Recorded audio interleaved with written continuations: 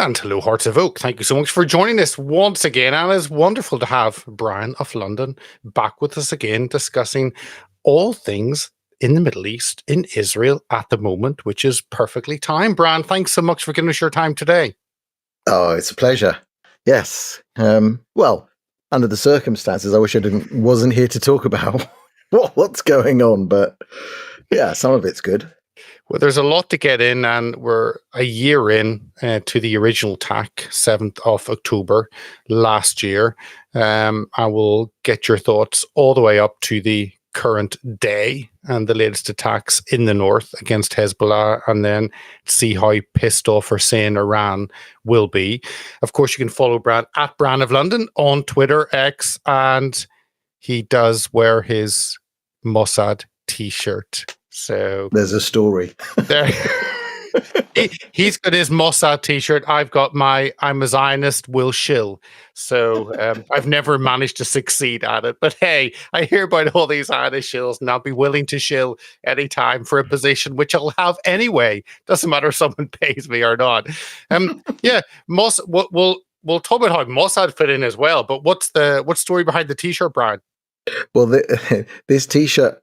There's a few famous pictures of me and Tommy Robinson that always get dredged up every time Tommy says anything about Israel or Jews. Someone posts a picture of him standing wearing this T-shirt, and then there's another picture of him wearing an IDF T-shirt.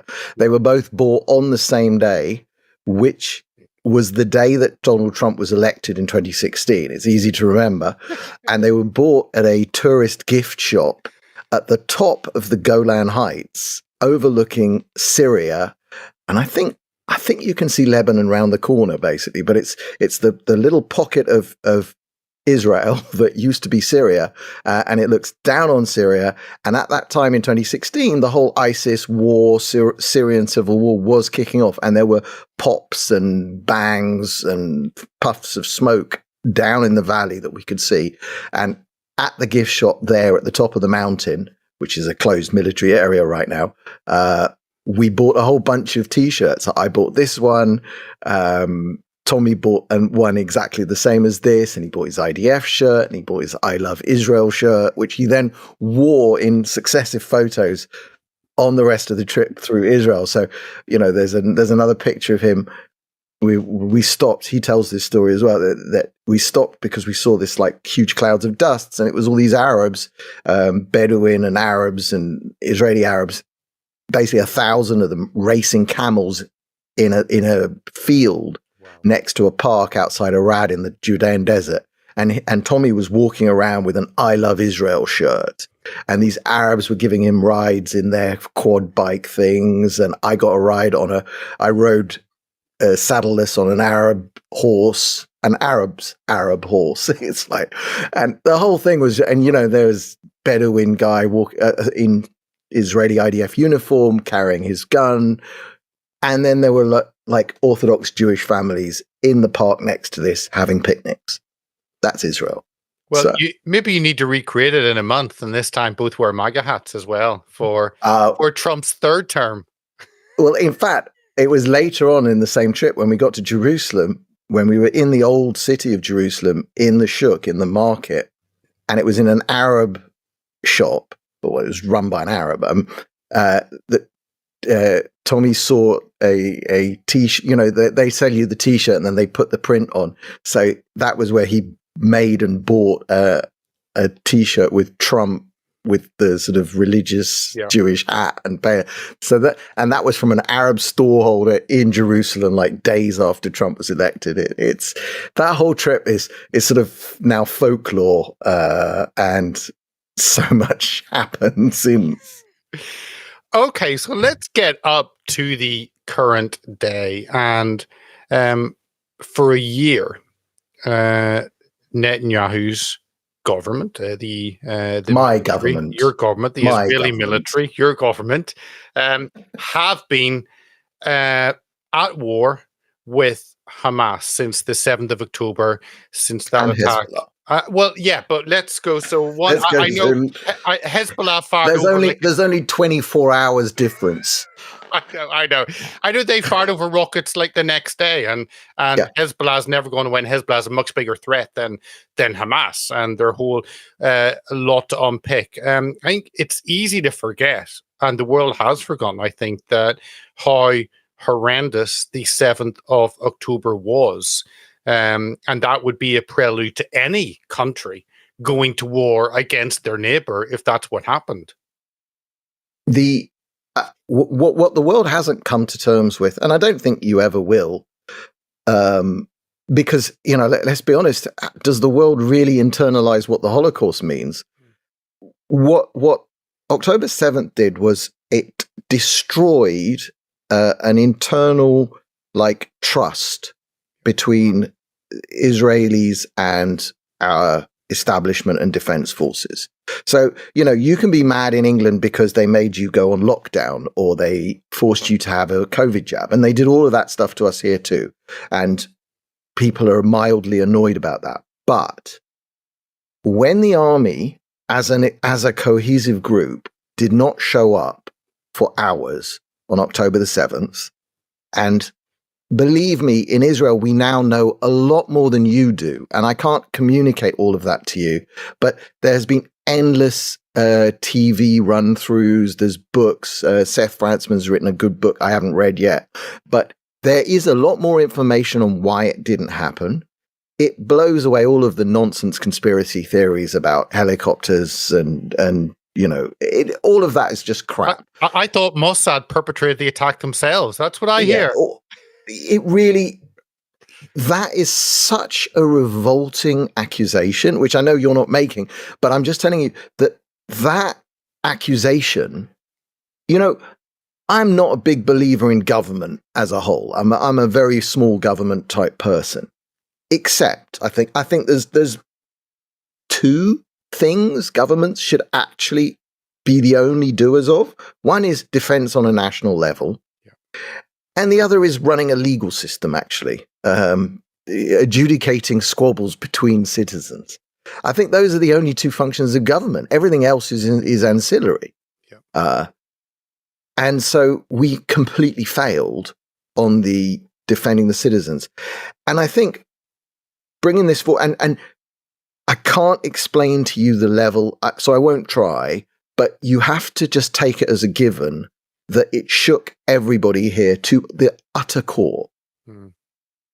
Now, when you move forward now a year, and I'll sort of skip the intervening to explain, the last couple of weeks have been amazing because we did the pager thing.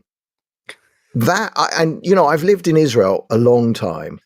Everybody I know, most people I know had some role in the military from at every level of the military, intelligence, not, grunts on the ground. I know people in all of these. I know the guy who does the air traffic control, who was doing the air traffic control in 2014 for the planes bombing Gaza. Everybody I've spoken to was just shocked. We didn't actually believe that we could do that. That was beyond expectation. And we have high expectations, or we had high expectations before October 7th.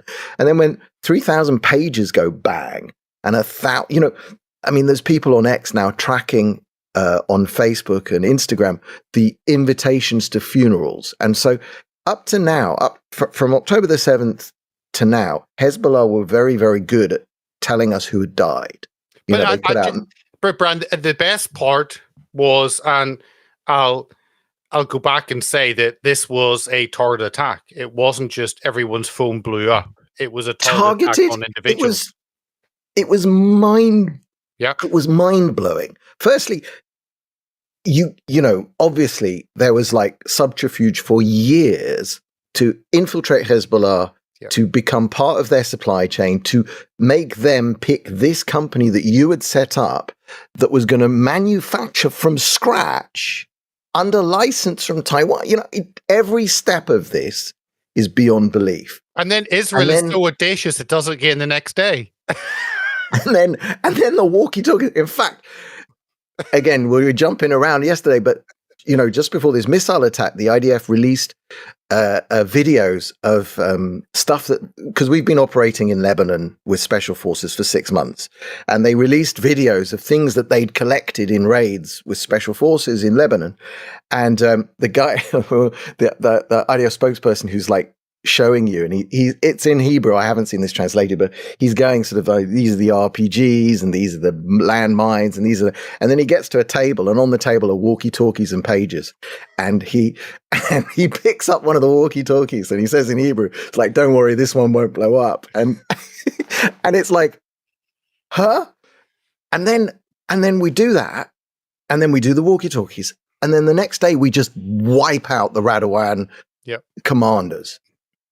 And we're reeling here because suddenly, and Gaza has been a slog, and we've lost soldiers. We lost a lot of soldiers at the beginning. I mean, right now it's much quieter, and then we had a horrible day in the north yesterday.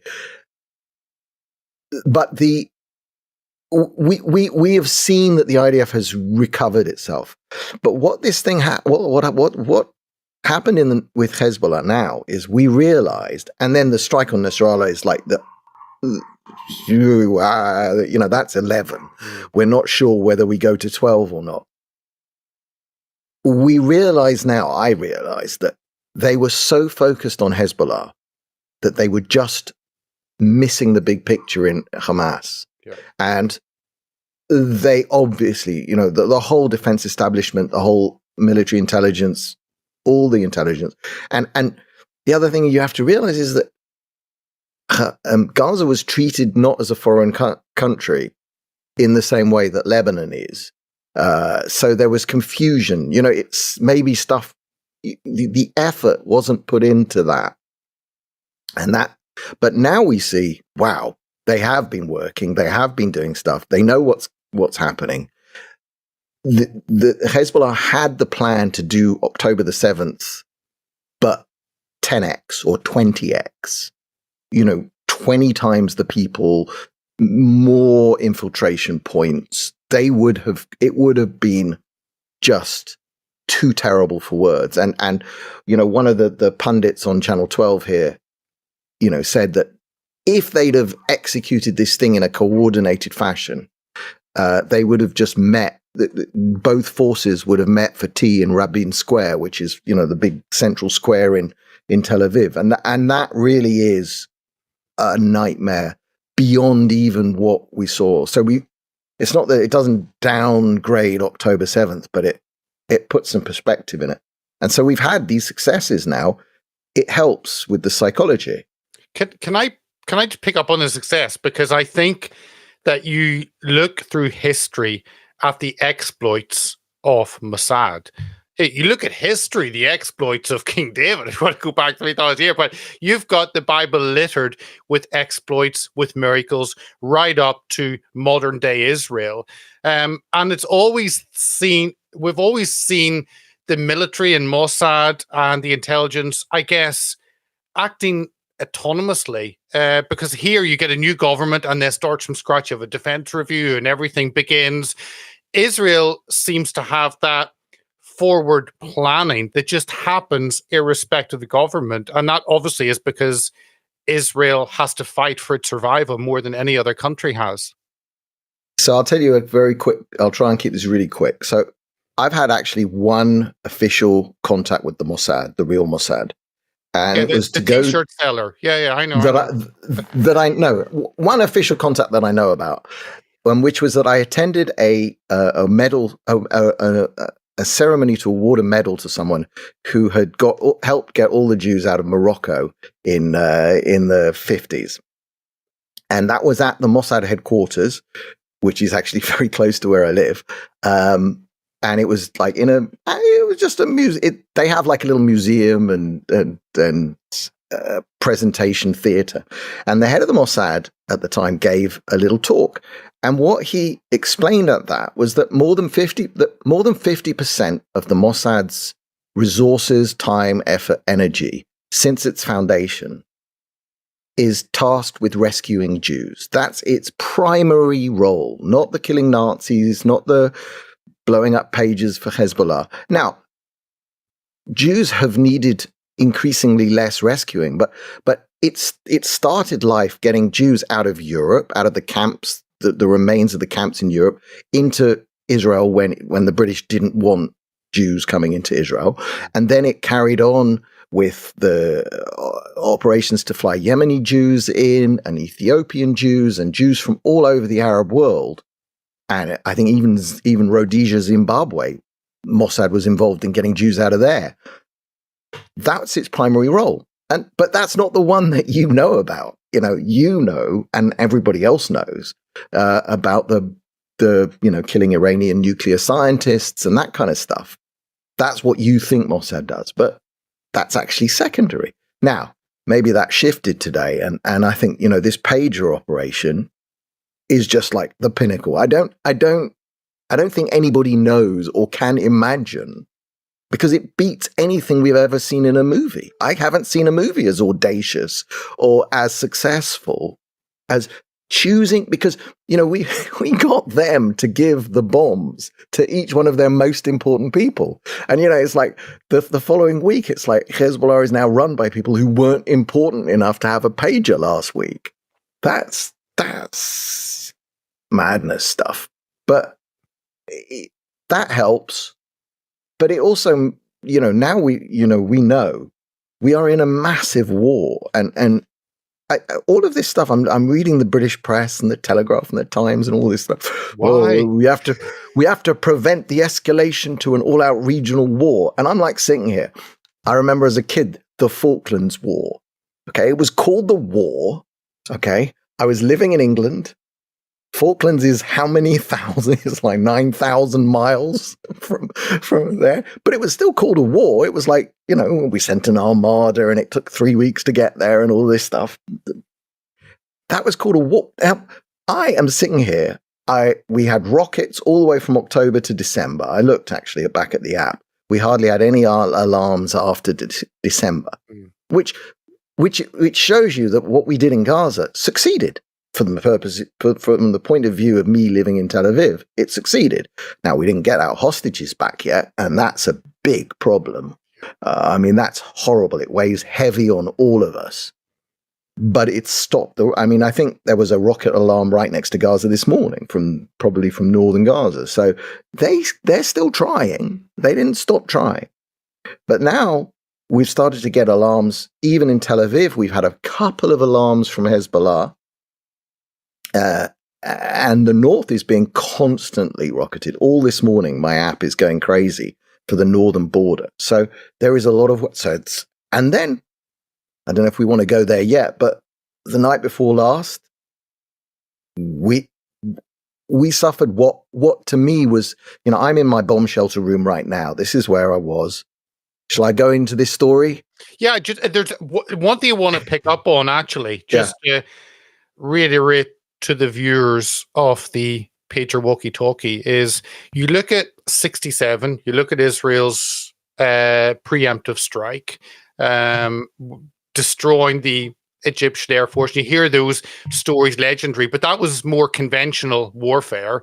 You planes in the sky coming and dropping an ordnance on you, and you can look to the sky and look out for those.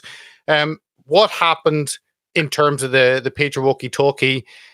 One, it shows we will find you wherever you are. And is that fair? It's not just a drone. It's actually what you're holding in your hand, what you've just purchased yourself, but also the chaos in terms of communication. Because if you don't just need to drop a bomb from a plane, you need to stop the communication. If you can stop the communication between the enemy, they cannot coordinate and you have them on the run.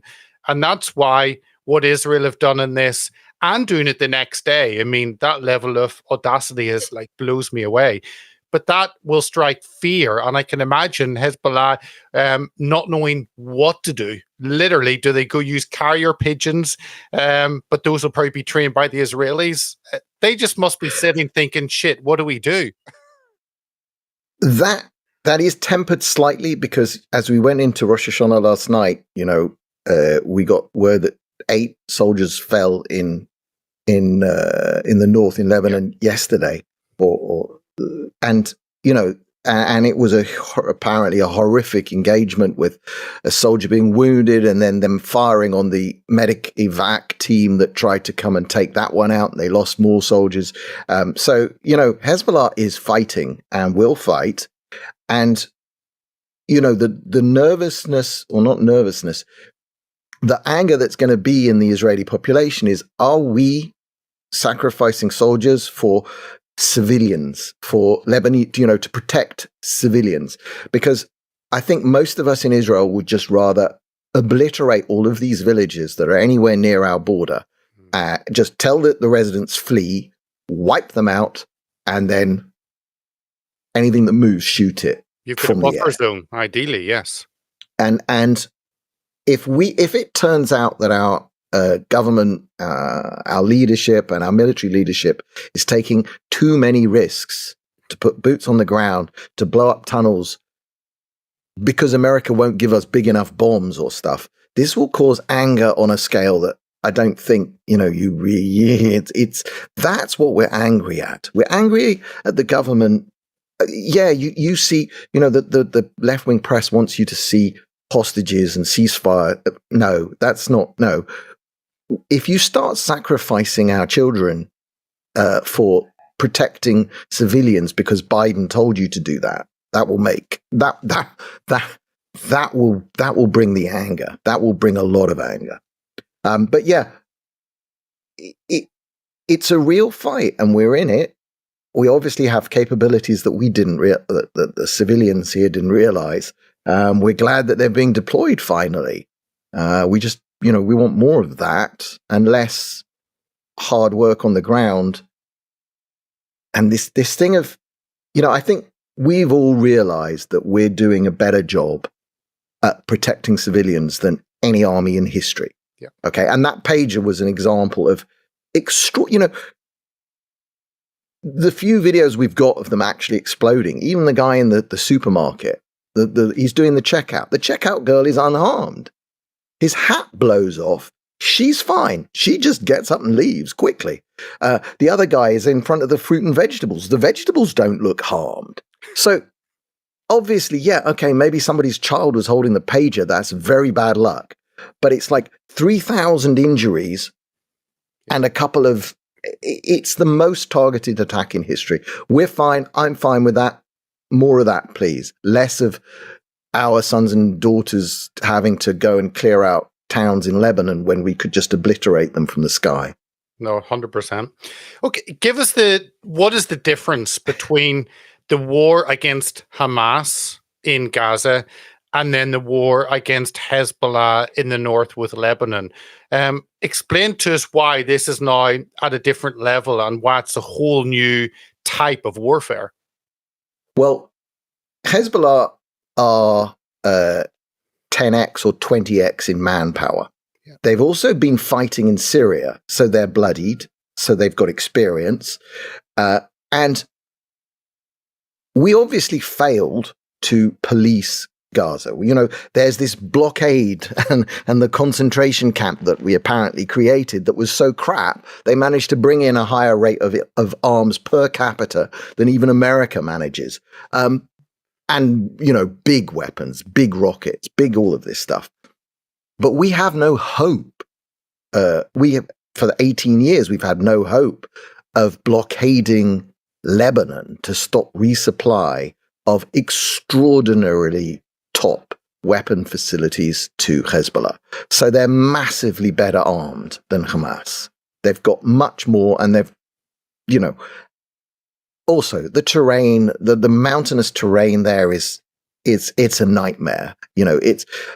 People say, why can't, Gaza is essentially flat, which is all funny when you see them sharing sort of stupid images of, Gaza with big mountains around it. It's like, no, it's like gentle undulations to the sea. There's nothing there. Lebanon's mountainous. So wherever you build near-ish to the border, there's probably a mountain on the other side that can look down on you. So that's a nightmare.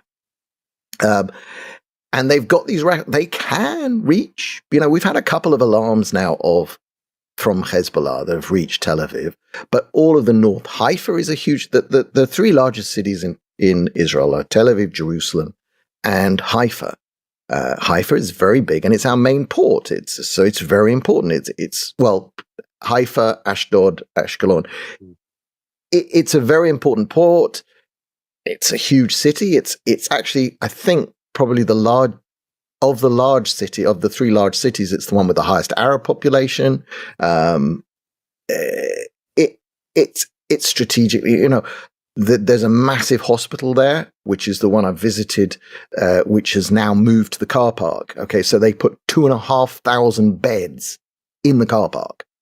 Your brain cannot believe it till you walk. And I walked around there 3 months ago when it was just, they set it up. They started setting it up after October the 7th, but they only, I think, moved down there 2 weeks ago, after the pager thing.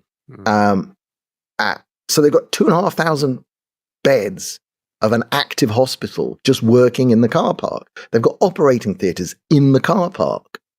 But Hezbollah is another scale. And of course, we don't control the border with Syria. We don't control the border. We don't control all the air. We've sent back Iranian planes now. We've basically said to them, you're not landing at Beirut airport, and they've turned around and gone back. But then this morning we woke up and something has gone bang. The Russians have got a massive seaport in Syria to the north of Lebanon. And that seaport is very important. Basically, that's Russia's fleet in the Mediterranean parks there. And we've generally left that alone. But this morning, a warehouse, and there's an airport there, a warehouse very near there blew up and lots of rockets came flying off. So we haven't heard the full story on that yet, but it's presumed to be Israeli naval, like a shelled from or rocketed from the sea. And that's sort of Russia. That's very dodgy. We don't need a war with Russia now as well. But I think what we'll have to say is if Russia's helping resupply Hezbollah, everything's on the table. And so I think we're being very aggressive at the resupply because we're trying to blow up all their missiles, basically, their leadership, their weapons. And then along the border, we have to remove the infrastructure, the tunnels, and all the other stuff they had built where they would mass forces to do this October 7th style invasion. You've got a couple of countries around you, but one of the problems that Israel have is you've got two failed states to the north. You've got Lebanon and Syria, and into that vacuum can go anything. And that's been part of the reason why Hezbollah have managed to embed themselves and to succeed in terms of supplying themselves. That is a very dangerous situation, and Israel are not going to put in wonderful democratic governments that are going to get rid of all the baddies and have peace with Israel. It's not. Lebanon and Syria are so different from all the other countries around Israel. And how did Israel kind of tackle that issue and remove that void that's placed Hezbollah in the middle of it? Look, in the end, and we haven't really mentioned Iran, but it's all Iran, okay? Iraq is a failed state because the Americans took out Saddam Hussein. Okay, great, but what you did was left the vacuum and Iran is filling it. Iran always had a Shia population that the Sunni minority was controlling, and now you take out Saddam Hussein, Iran has moved in. Syria, the whole civil war thing, the closeness between, Iran used that with Hezbollah as the means to take a large portion of control of Syria. Lebanon, same story. Lebanon, Christian country, last Christian country in the Middle East. And once the PLO had moved in and then we fought a war to get them out, then Hezbollah took over, which is the Shia. And they've basically done a jihad to reclaim Lebanon for Islam, to put it back into the umbrella of jihadi controlled states, whether they're Sunni or Shia, back to the caliphate that they're all heading towards. We're not going to fix that. And I think the only the only thing Israel can do, and that's the other thing, is they always come and offer us the same old dimitude. Oh, yeah, just, quiet down, give away half your country, and we'll protect you. Protection. Because dimitude, the Islamic concept, and your audience mostly knows dimitude. It's protection. It's the mafia racket. It's protection. Pay your jizya. Don't consider yourself superior. We're obviously superior, and you can live peacefully. But at the end, it all points back to Iran. And, that's what we had the night before last, for the second time, because it happened in April. Yeah. But this one was, I was in this room. We had, we got warnings. The Americans started talking about it in the afternoon. And then we have something here called, which I'm going to explain, because I think it's a fun little aspect of Israel. The part of the government that deals with telling us what to do in emergencies is called Pikud HaOref, and it's translated as Home Front Command. But that name just doesn't really do it justice. Home Front Command, because Pikud HaOref, it's two Hebrew words. Pikud is to do with command or a point or visit from the Bible. This is biblical Hebrew. But the command part is what matters here. And Ha'aref, I asked my son this, actually, funnily enough, before I even Googled or grokked it. Ha'aref is the back of the neck. What? So command, the back of the neck. What? Why is home front command? Well, home front is the back of your neck. It's the vulnerable bit that you need to protect. So the name of our home front command is protecting of your vulnerable back of the neck.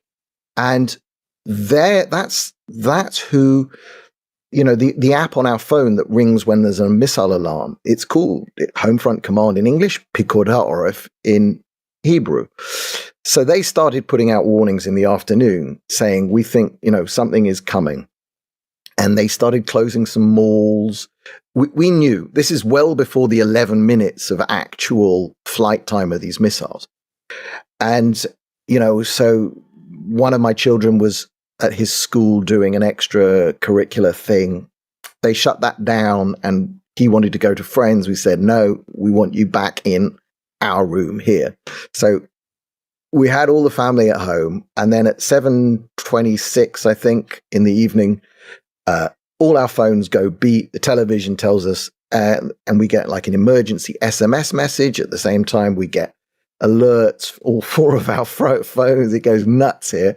So we come in the room, we shut the shutters and the doors and the stuff, and I turn on, fortunately, I organized that my internet fiber connection terminates in this room. So, because when you close all the doors, the Wi-Fi disappears in the rest of the house. It's actually a bit of a job.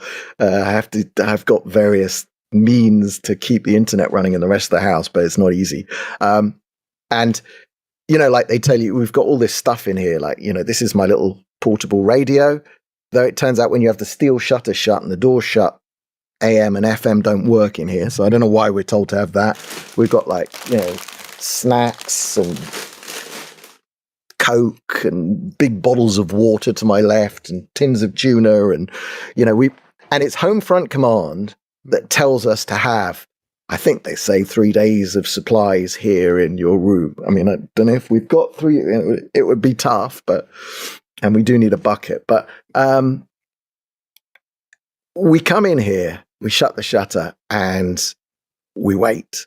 And it wasn't very long. And, I've been in this room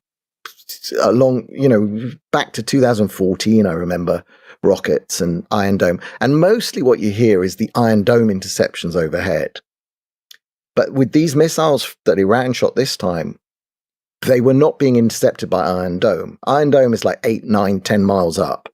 They were being intercepted, if they were intercepted, by Arrow 2 and 3, which are like they're sort of 25, 30 miles high. These are on the edge of space, basically. So you don't even hear them. In space, nobody can hear you scream. Well, you don't hear an explosion outside the atmosphere.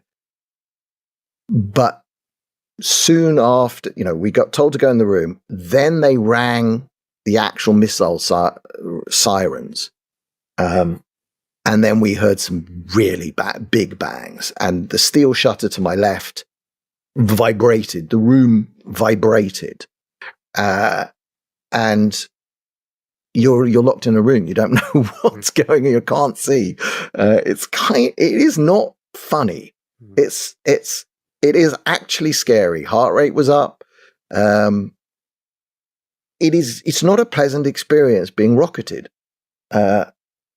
Big ones, little ones, it doesn't really matter either way.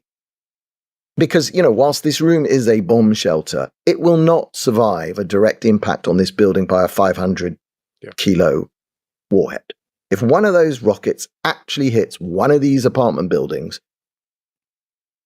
50, 100 people might die. Now, it hasn't happened.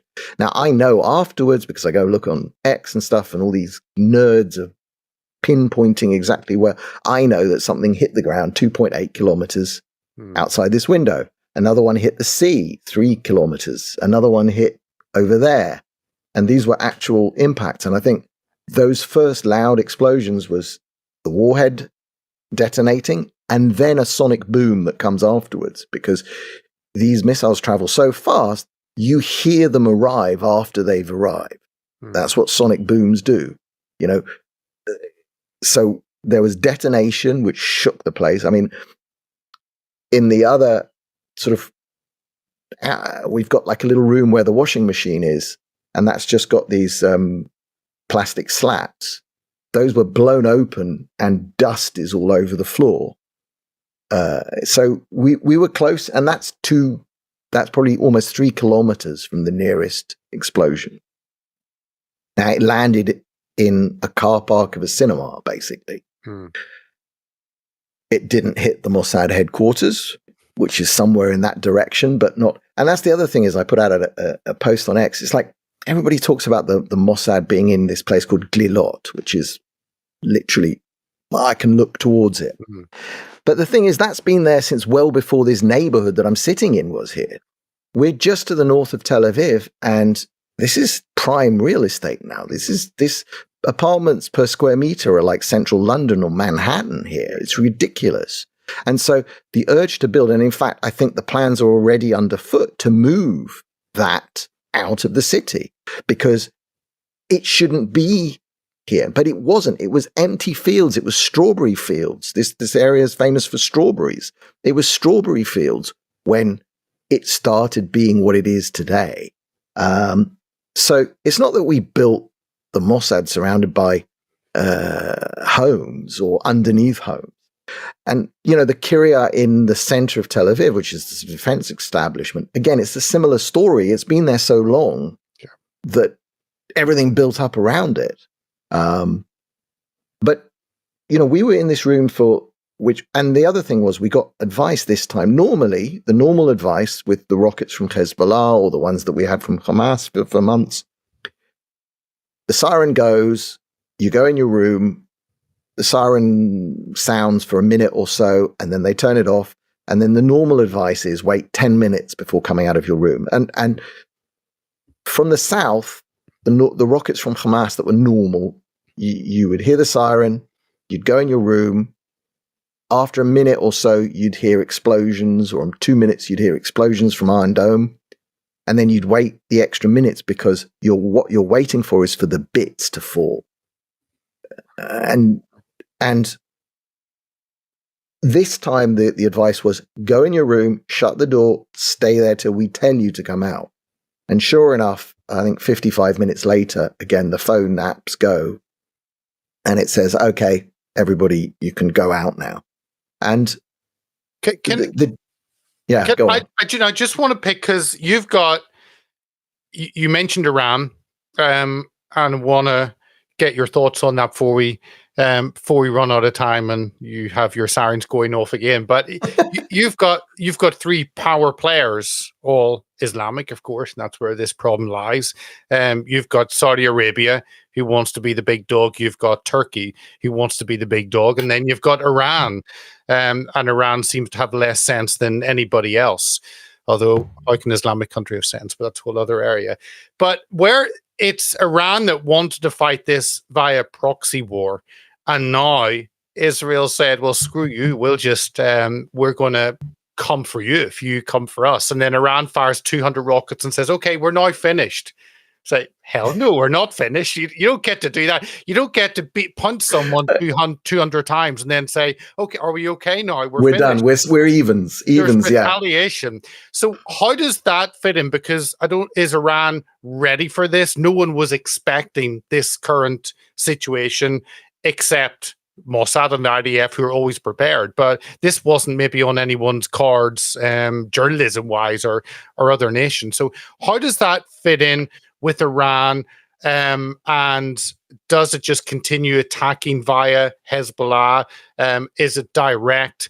Because Israel's line now is we will come for you. Look, again, taking the temperature of the Israeli populace, if we don't hit Iran directly with something more meaningful than blowing up one anti-aircraft missile battery, which is, I think, what we did after, well, which even wasn't acknowledged. It was, it was just, it's like looking at these satellite images. There was something there and then there wasn't.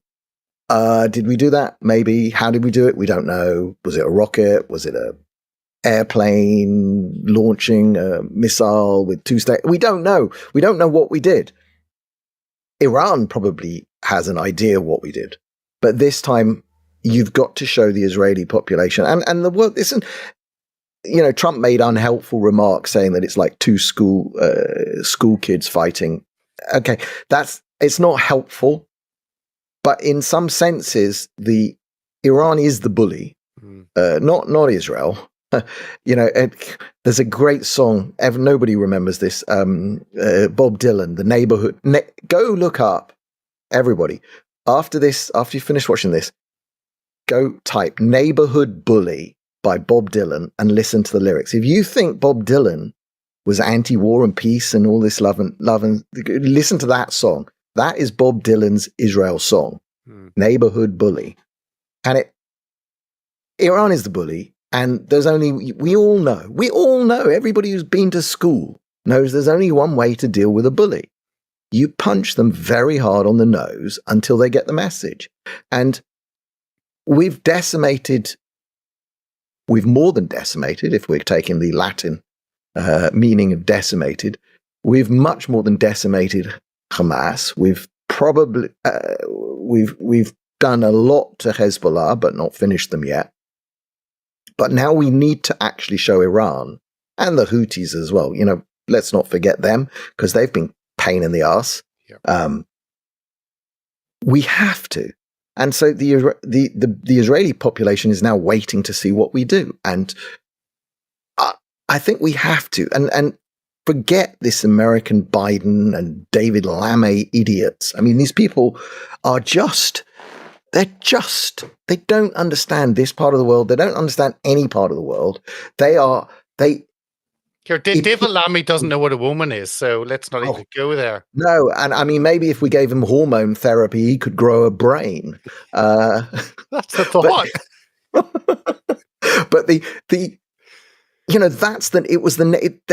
the West at the moment is run by Neville Chamberlains now, but even Churchill considered Neville Chamberlain to be more honourable, I think, than this lot, because I actually think the Americans are in the grip of something that came via Obama. For some reason, Obama had, possibly because he was brought up in an Indonesian Shia Muslim school, Obama had this affiliation for Iran, and the Biden administration seems to be protecting. First, they protected Hamas. They didn't want us to go into Rafah. They didn't want us to go into Lebanon. They don't want us to kill Nasrallah. They don't want us to do any of these things that we have now done, all of which turn out to be strategically and tactically the thing to do. And they don't want us now to blow up the nuclear sites of Iran. I don't know what we're going to do. Are we going to? There's all sorts of stuff. There's no point in even speculating. Maybe they'll surprise us and do something, more interesting than we imagine. But we have to. We absolutely have to. Everyone here knows that. The only people who don't know it are shilling for keeping the Iranian Islamic regime in power. And the Iranian people, I see all the time. There's lots of them that love us. There's lots of them that want to see the back of that regime that holds their country hostage, and they don't.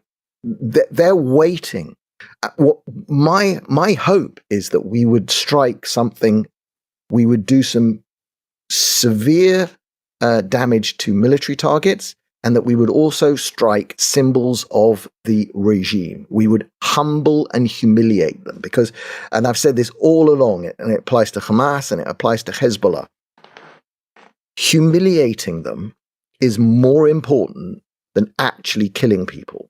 Yeah. Killing people is necessary, but if you humiliate them, that's how you make them go quiet for a while. That's my understanding of reading the Life of Muhammad, the Quran, all those other books. Some of that's in here. I've got my little. You've got your manifest. Mine's on the way. Mine's on the way. Well, it's not really on sale yet, but I know. It goes on sale on Saturday. It does. But I helped. Funnily enough, I'm friendly with Peter. Yeah. And so I helped with some of this. There's a picture on the back. I'm going to show you the picture on the back. Oh. People are going to screenshot that. It's already been in one of Tommy's videos, but it might be that I did the prompts on Grok that helped create that. So, yeah. No, I'm looking forward to that. It's a key book, and I hope it widens the conversation in the UK and wider about Islam. It really does. It's not even much about Islam. It's about this bigger thing, and it's about how Islam fits within this oligarchical control system. And it's got a chapter on Israel that's going to, which I did not write, actually. I saw it after it was written, and I was like, oh, you're going to say this? Okay. All right. That's going to cause some, because it's all about, look, Israel's got an oligarchy too. Israel's got an oligarchy that locked us down and did all of this stuff.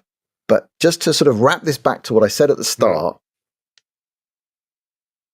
I don't trust governments and I don't like governments. Yeah. But they're one thing that individuals can't do is nation state level defense.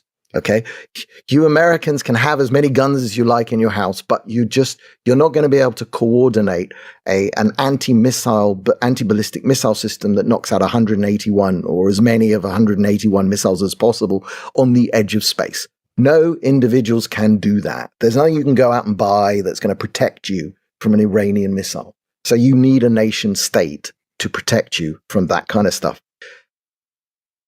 Is my nation now gripped by a sort of a globalist oligarchy that doesn't look out for me? No. I actually fundamentally believe that Netanyahu and Gallant and most of our sort of present leadership, there are some crazy ones from the past that I wouldn't trust anywhere near power. But when it comes to Jews, protecting Jews, I think we've got our heads screwed on. And this oligarchy is not running our place now for this. But in the rest of the world and Ukraine and Europe and mass immigration and uncontrolled, very, very dark stuff is going on. No, completely. Well, it's a perfect ending, and I'll not even delve into the politics because that would be a whole other podcast. Bran, always love you coming on. Thank you so much for giving us your input, and you're in the middle of it, and certainly praying for your safety, your family, and that of the Israeli population completely, because you're a bulwark against crazy Islamic.